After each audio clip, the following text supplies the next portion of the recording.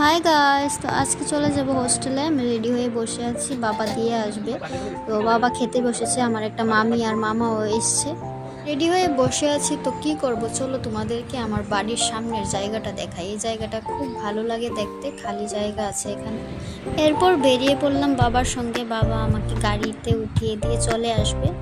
তারপর চলে আসলাম স্ট্যান্ডে, এসে গাড়িতে বসে বাবাকে বাই বলে চললাম।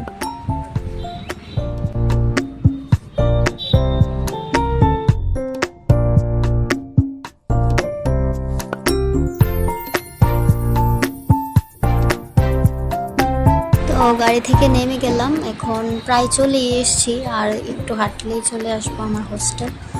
এই যে দেখো, হোস্টেলে চলে এসেছি।